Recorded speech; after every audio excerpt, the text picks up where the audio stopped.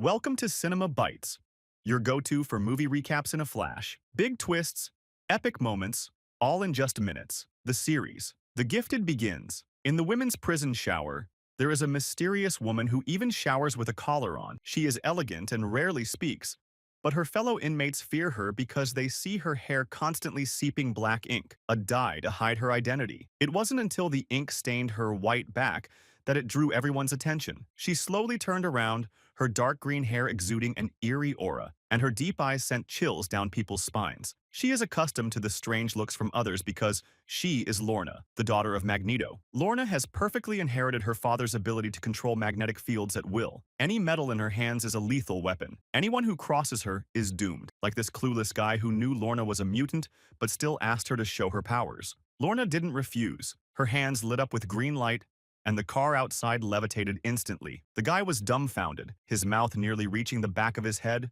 but his joy was premature. Lorna exerted her power, slamming the car to the ground and rendering it scrap. Lorna smirked as if to say, "This is what happens when you provoke me." Yet despite her extraordinary powers, she remains at the bottom of society, constantly on the run. In a world coexisting with ordinary humans, being a mutant is a crime in itself. Faced with the police surrounding her, Lorna doesn't intend to surrender. With a forceful motion, she destroyed all the police cars instantly. Thinking they would retreat, she was surprised when they intensified their attack, firing wildly. Out of options, Lorna used her powers again, disarming two policemen. Though she could control the bullets' paths, she didn't want to kill, so she trapped the police in their cars, but knew this wasn't a long-term solution. Luckily, Marco stepped in, his hands emitting blinding white light, forcing the police to shield their eyes. They seized the chance to escape the warehouse, only to be shot from behind by a policeman. Marcos fell, wounded, and Lorna lost control of her emotions. Anger surged within her, and she unleashed her powers in frustration. Marcos urged her not to linger, but Lorna in her rage wouldn't listen. She threw a policeman into a dumpster with all her strength, but was herself hit by a taser, losing her combat abilities. She was imprisoned, adding insult to injury. Although the police fired first, she was charged with attempted murder with harsher penalties for mutants. It was almost a death sentence, yet Lorna remained calm. Even when Reed offered her a deal to reduce her sentence in exchange for betraying her allies, she didn't care, as death seemed like a relief. But Reed, recklessly entering the glass room, made Lorna laugh. "You accuse me of attempted murder? Let me show you what that really means." Sensing the steel pin in Reed's knee, she manipulated it, causing Reed immense pain. But Reed, unfazed, presented a report, making Lorna's face darken. She never expected Reed to use her child to coerce her. Trapped in a dilemma, Lorna broke down completely, and her reckless actions led to heavier punishment. She was transferred to the notorious Lakewood prison, spat on by an inmate upon arrival. Just as she was about to retaliate, a guard stopped her. Passing another cell, she saw a completely white person with a collar, realizing they must be a mutant too. Back in her cell, Lorna surveyed the surroundings, noticing the abundance of metal, making it a potential weapon cache. She attempted to use her powers to escape, only to be struck dizzy, realizing her powers didn't work. She tried to ask someone, but was met with mocking laughter. Only a sympathetic inmate across the cell revealed the truth. The collar suppressed their powers. She said no mutant had ever left this place alive. Lorna, who would have laughed it off before, now had to think of her unborn baby and find a way out. During mealtime, she tried to befriend the other mutant to learn more about the collars, but the mutant, avoiding her gaze, quickly left, warning Lorna to stay away. Seeing the murderous look from the prison boss, Lorna understood everything. During exercise time, Lorna observed the prison's layout, realizing the high walls and guards made escape without powers impossible. Just as she planned her next move, the boss confronted her, demanding she clean her shoes. Proud, Lorna refused, mocking the boss's scar,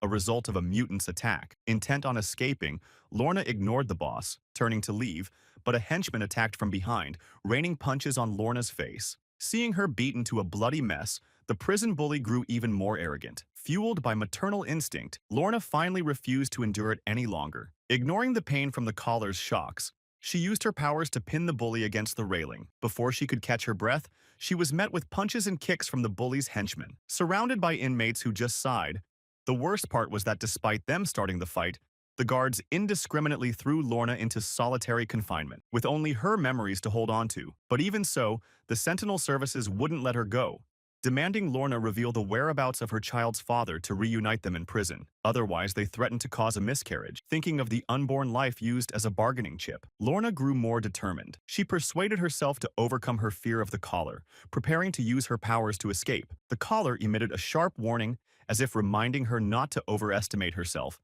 But Lorna wouldn't yield. She endured the excruciating pain and challenged fate once more. As the iron door opened, her stamina reached its limit. Her legs trembled uncontrollably as she crawled out with the last of her strength. But she fainted from exhaustion after just a few steps. In a haze, she returned to the day she and Marcos fell in love. Lorna waltzed beautifully in the air. Marcos shattered a bottle on the ground, reflecting a beautiful light with the glass shards. At the moment their fingers touched, a stunning aurora appeared before them. It was a chemical reaction of light and magnetism. They kissed under the aurora. But it was just a dream, and her escape plan was shattered by the arrival of the guards. To prevent another escape, the authorities decided to transfer Lorna to a special prison, with prior experience. Even the prisoner transport vehicle was specially designed. The doors were made of tempered glass, with restraints for hands and feet, and there were no metal objects inside. A painstaking effort. To her surprise, Reed, who once used her child to coerce her, was now a prisoner too. Reed apologized for before and suggested they work together to escape. At first, Lorna didn't buy it, but for the sake of her child, she put aside her grudge. Reed said someone was arranged to rescue them, and they just needed to wait for the right moment. Soon, the opportunity came. The transport vehicle suddenly shook violently, as if it hit something. Jace immediately ordered the area to be sealed off, deploying all available forces. The mutants didn't expect so many enemies and sent an invisible man, but before he could approach, his powers failed. As he tried to flee, he was shot twice by the Sentinels. Marcos, seeing the dire situation, grew anxious. Not only his powers, but all the mutants' abilities were failing. Looking around, he realized it was their fallen comrade, Pulse, who could suppress mutant abilities. In desperation, Marcos used a handgun to draw enemy fire, risking his life to create an opportunity for Lorna. The guards were ordered to move the prisoners. Lorna knew it was time. As soon as they were unshackled, they attacked the guards. But as ordinary people with bound hands, they were quickly overpowered and locked up again. To make matters worse, Marcos was out of bullets. Despite using all his strength, his powers wouldn't work. In his despair, John lunged at a guard, disarming him with a few swift moves. With his extraordinary skills, John quickly subdued the guards. He then disrupted Pulse's power, restoring Lorna's abilities. Though she lacked usable metal, Reed had an idea: the metal screw in my leg. Seeing his determined eyes, Lorna didn't hesitate, using her powers to extract the steel pin from his leg. She then used it to unlock her restraints. The guards panicked and called for reinforcements, but it was too late. With a wave of Lorna's hand, the back door of the vehicle fell open. Lorna emerged and the agents opened fire. But bullets are metal. Lorna deflected them with a gesture. She then disarmed everyone with a powerful pull. Jace had no choice but to order a retreat. Lorna embraced Marcos, but there was no time for reunion. John sensed drones approaching. To buy time, Marcos decided to risk himself again, but Lorna refused to leave him. Marcos reluctantly agreed to meet at headquarters, but trouble came faster than expected. Lorna tried to use her powers to take down the drone, only to find it out of her control. Marcos's powers could hit it, but struggled to lock onto its exact position. Lorna had a sudden idea and removed the rearview mirror, making it fly out of the car window, allowing them to see the drone. Marcos used his abilities to reflect light, easily taking down the drone. But before they could celebrate, they realized the road ahead was blocked. Marcos was about to change course, but Lorna controlled the steering wheel, driving straight toward the Sentinels, stopping right in front of them. Jace thought they were surrendering, but was it really that simple? Lorna stepped out of the car, a sly smile on her face. She completely ignored the bullets flying her way, flicking her hand to throw a sentinel. With another wave, Jace's gun was in her possession. Lorna then took Jace to an abandoned warehouse, using steel rods from the pillars to bind his neck tightly. If she didn't still need him, today would be his last day. Driven by vengeance, Lorna recalled how Jace had used her unborn child to coerce her. Though the agent wasn't pregnant, Lorna had plenty of tricks up her sleeve. She called her ally Dreamer to perform a memory search on him, a process not many could endure. To find useful clues, Dreamer had to rearrange all of Jace's memories. Everyone has painful memories, and Jace's expression showed how much he was suffering. Lorna thought things were going well until Jace's team arrived faster than expected. Hundreds of officers surrounded them, leaving no escape. To buy Dreamer time, Lorna used her powers again. With a gesture, dozens of steel rods floated in the air, and she directed them like a conductor. The rods flew out the windows, crashing down onto the police cars. The Sentinels, never having seen such a display, ducked for cover. Lorna was clearly showing them a lesson. The Sentinel leader, though, cautious of a full assault, he devised a countermeasure, ordering his team to wear gas masks and fire tear gas inside. Thick smoke filled the room, forcing them to retreat. Their efforts weren't in vain. Dreamer managed to extract an image of a building from Jason's memories. It seemed many comrades were held there. To investigate, Lorna disguised herself as a lost girl to lure the guards. The two guards thought they were lucky, but didn't realize they were trapped. Lorna used her powers to lift a guard's gun belt, suspending him in midair. The other guard fired, but the bullets obeyed Lorna's command. She pulled the guard over for questioning, but he wasn't cooperating. Though they got the information they needed, Lorna wasn't pleased with their small number. Rescuing their comrades seemed impossible. However, she decided to select a few potential mutant children for training. Her selection method was questionable, and she ended up choosing only 3. The first was Wes, who could create illusions to confuse and distract, making him good support. The other 2 were siblings, Lauren and Andy. Lauren could condense air molecules with growing hardness. Andy, on the other hand, could disrupt molecular cohesion, but his powers were newly awakened and unstable. Among the 3, Andy was the strongest, and Lorna paid special attention to him. Soon, the kids faced their first mission. Andy, with Marcos, was to steal information. Lauren and Wes, led by Lorna, were to handle support and retreat. Before they could launch the attack, they were stopped by traffic police. Being discovered now would mean failure. Experienced, Marcos had an idea. He used his powers to absorb light from under the car. The cabin plunged into darkness, even interfering with the police's flashlight. As the officer was about to inspect, he received an urgent call, letting them pass and reach the mission site unscathed. Andy then showcased his powers, making the wall crack and break, creating a big hole. They split up, with Reed leading them to the archive room. Marcos used his light powers to cut open the case and retrieve the hard drive, while Reed found mutant files. But they were spotted by guards. They hurriedly burned the archive room and fled. The police had set up roadblocks, ready to catch them. It was now up to the support team. Lorna instructed Marcos not to stop, no matter what. Though puzzled, Marcos trusted her. The driver ignored the roadblock, speeding forward. With warnings ignored, the police ordered to shoot to kill. At the right moment, Lorna intercepted the barrage of bullets. Lauren followed by creating an air wall under the truck, lifting it over the police barricade. At this moment, Lorna was reaching her limit, but still intercepted the bullets flying at the truck, ensuring a safe landing. Although they narrowly escaped, it wasn't time to relax yet. Wes immediately used his powers to create an illusion, splitting the truck in 2. Seeing this, the police quickly split into 2 groups to pursue. The real truck kept driving forward. His cleverness even made Lorna look at him in a new light. However, their luck soon turned. While trying to rescue their comrades, they discovered a traitor in their midst. Realizing she was exposed, she launched an attack, kicking John several meters away. This person was incredibly fast, taking down half the rescue team in the blink of an eye. Even John, who was agile, couldn't withstand her. Marcos's lasers were fast, but his lifting speed was a fatal flaw. He used 2 laser beams to trap her. With Clarissa's teleportation, John was sent above her, delivering a knockout punch. Their coordinated effort finally subdued her, sounding a warning to everyone. A single traitor was already hard to deal with. If they didn't uncover the reason, they were doomed. But the problem was her speed. Dreamer's mist couldn't catch her. Even if it did, it would quickly be metabolized. Lorna's straightforward approach was to control flying knives and corner her, but she couldn't understand Lorna's words. Luckily, Marcos noticed something. He recognized the traitor as an addict and suggested using withdrawal symptoms to break her. Andy used his powers to push her into a corner, and Lauren sealed her movements with an air wall. The doctor seized the opportunity to inject a tranquilizer. Welding the unconscious woman to an iron bed, Lorna tightened the iron bars with her powers.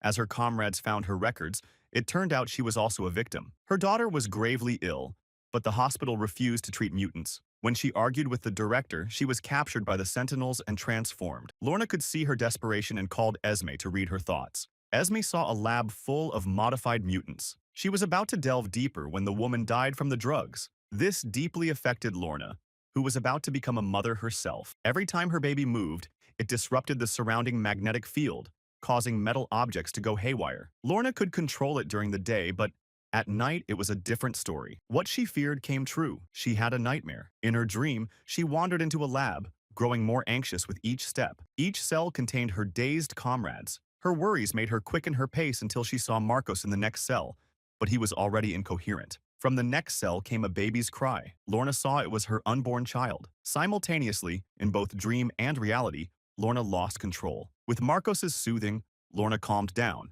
But they didn't know it was not a nightmare but a forthcoming reality. Dr. Rodk had revived the Hound program once approved. New mutants would become legal test subjects to disrupt the summit. They set an ambush along the route. Soon, a luxury car approached.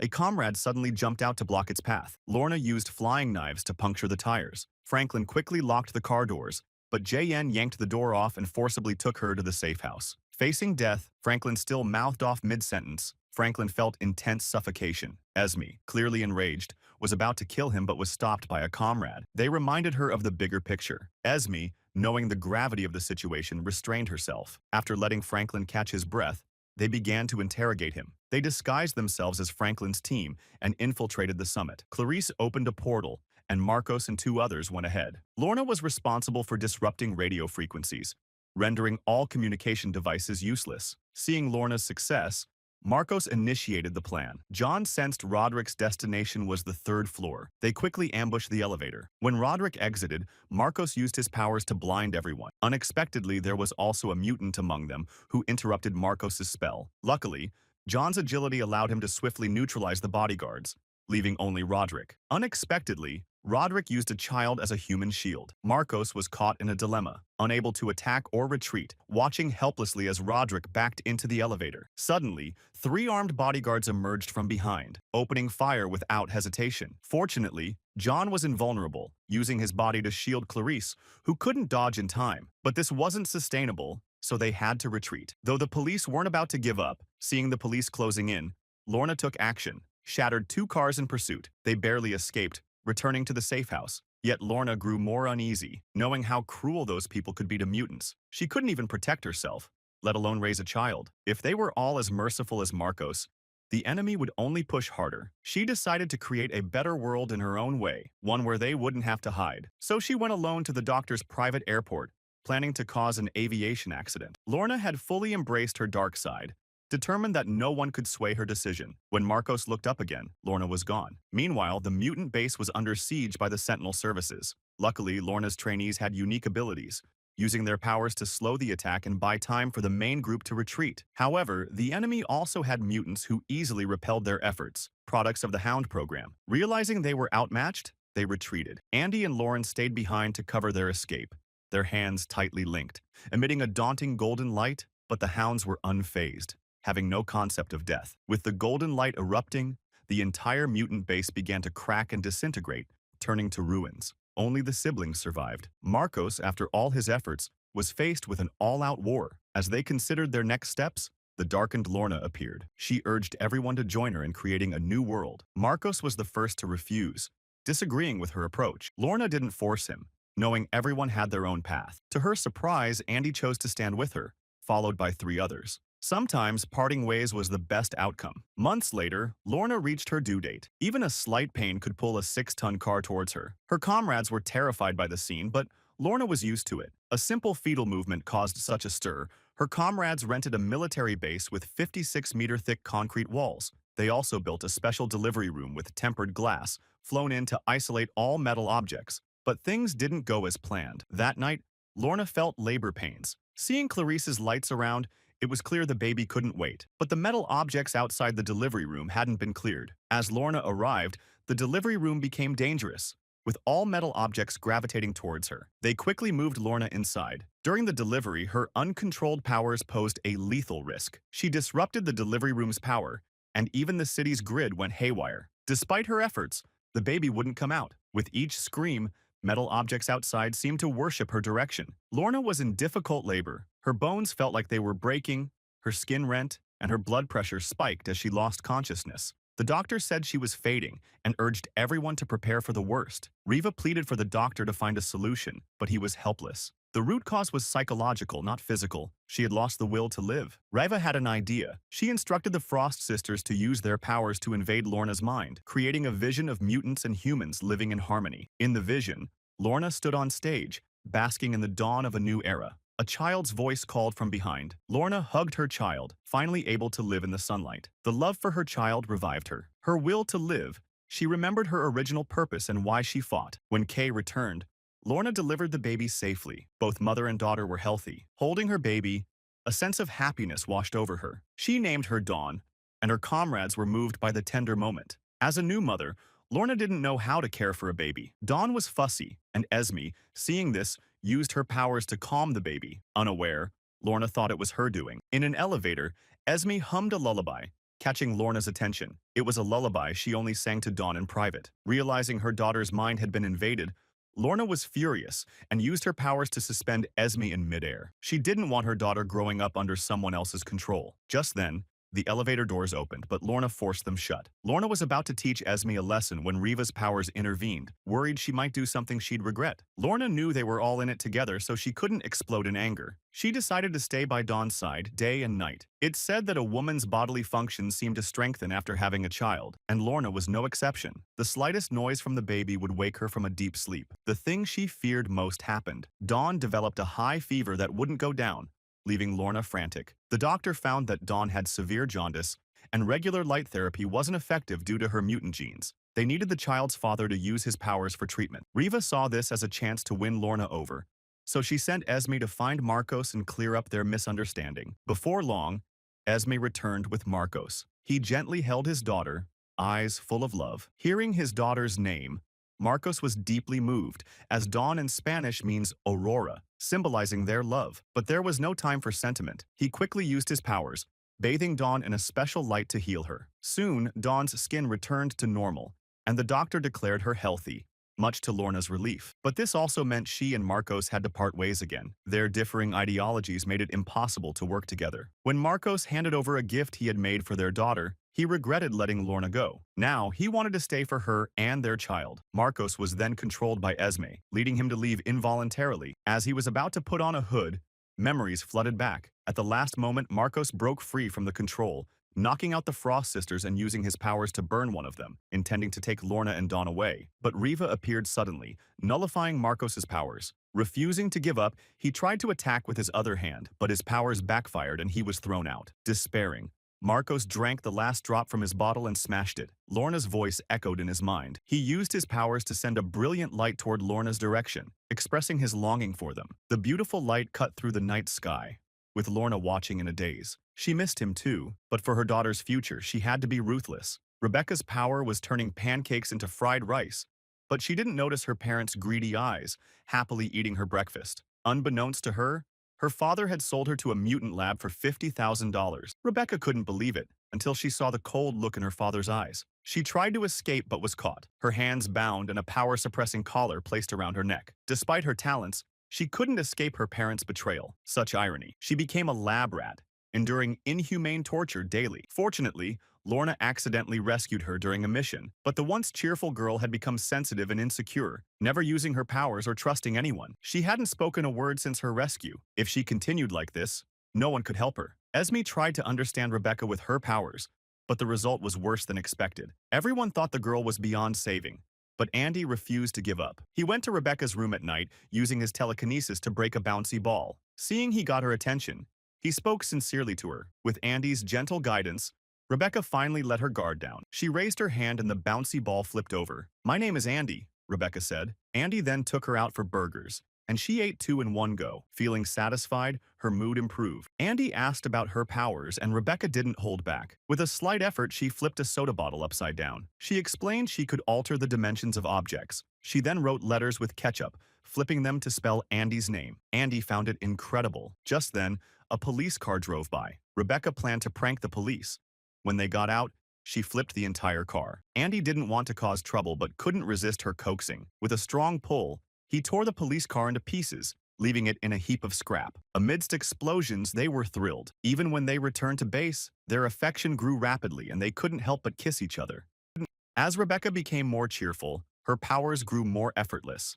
A 1-foot-thick safe could be flipped with ease. Her teamwork with her allies also became more seamless. With a wave of Andy's hand, 4 simulated sentinels charging from the front were knocked down. Bullets fired from behind were all deflected by Lorna. Rebecca finished off the task by reversing the sentinels' directions and then twisting space, easily wrapping up the battle. Soon they faced their first mission, but their brazen demeanor made it clear they weren't just robbing The bank guard was the first to resist, but Esme quickly subdued him before he could raise his gun. They had a right to be cocky, but the real show was yet to come. Lorna raised her hand, short-circuiting all electronic devices. Seeing this, the security guards drew their guns and fired wildly, But bullets were a joke to Lorna, and Riva's ultrasonic screams spread throughout the building, bringing everyone to their knees clutching their ears. Lorna seized the opportunity to disarm everyone, securing the bank's ground floor with ease. They then split up, with Riva locking everyone in the conference room. Esme used her powers to force the bank manager to reveal years of evidence against Newton. Meanwhile, the other three headed to the basement,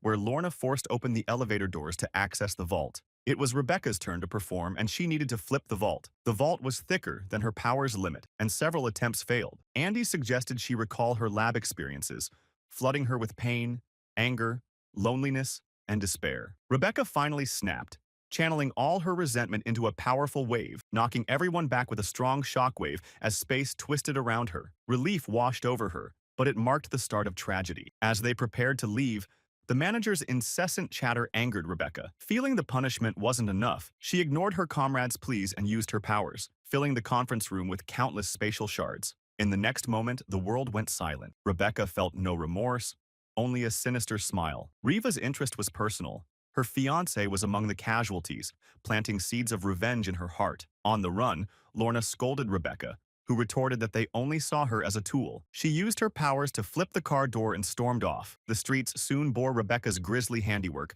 but her retribution was swift. She was captured and placed in a rotating cube, disorienting her and preventing her from using her powers. Reva orchestrated this, sparing her only because she was still useful. Andy couldn't bear her suffering and pleaded with Reva, who told him to mind his own business. Andy used his telekinesis to rip open the cube, planning to escape with Rebecca. But Rebecca's intent to kill everyone made Andy regret his actions. Just as he tried to reason with her, the elevator doors opened. Rebecca spread her arms, ready to kill everyone like at the bank. In a critical moment, Andy's telekinesis interrupted her, but he used too much force, sending Rebecca crashing into a pillar, killing her instantly. The pain of losing his love was unbearable for Andy. He couldn't understand Rebecca's stubbornness. Lorna explained she too had been tortured in a lab. Even if mentally intact upon entering, they left scarred. The real culprits were those who made and used the collars. It was time for a reckoning to destroy all human malice. Lorna led Andy to the collar headquarters. The servers represented their comrades' suffering. Remembering her own subjugation by the collars,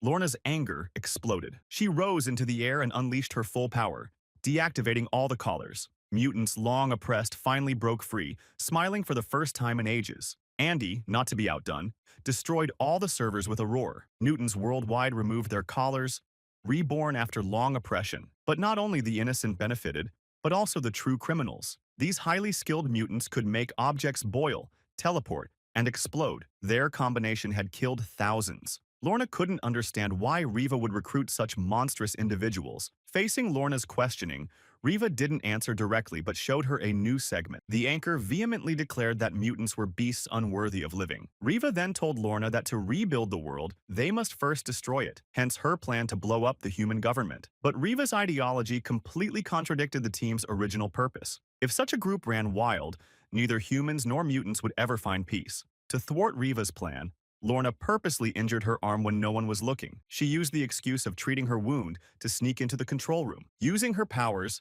she hacked the computer, finding Max's travel records. Seeing he frequently bought drinks at a bar, she secretly contacted Marcos.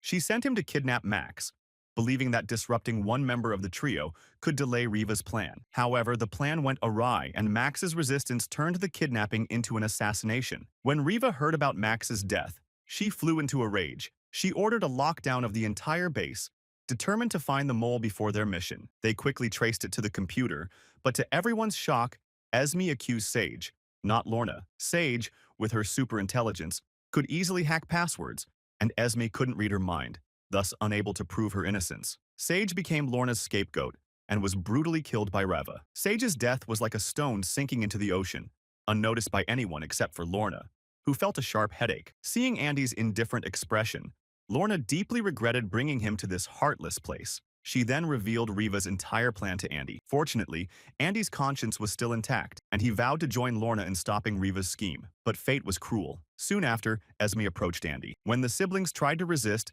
Esme controlled their minds and took them to the Sentinel services. The Frost sisters then forced the siblings to blow up an entire building. When they came to their senses, the place was already in ruins. Lorna arrives too late, and to make matters worse, Esme wanted them to kill each other. In a critical moment, Lorna turned one of the sisters against the others. While they were distracted, Marcos knocked out the other two, successfully rescuing the siblings. But there was no time to celebrate. They needed to eliminate Riva immediately. It was easier said than done, as Riva's powers went beyond ultrasonic waves. She could disable abilities and even prevent thinking. When everyone was at a loss, Reed's father stepped forward, claiming he could handle it. He kissed his wife goodbye and resolutely faced Riva. Riva was shocked they sent such a weakling, and she opened her mouth to send him to hell. Reed felt a splitting headache but didn't retreat, moving closer to Riva. His uncontrollable power grew stronger with anger, making him Riva's natural enemy, but the price was his life. With a massive explosion, the entire base was destroyed. Soon after, mutants enjoyed a long-awaited peace, and Lorna finally reunited with her loved ones, savoring happiness like never before. Don't forget to share and subscribe to get all new updates.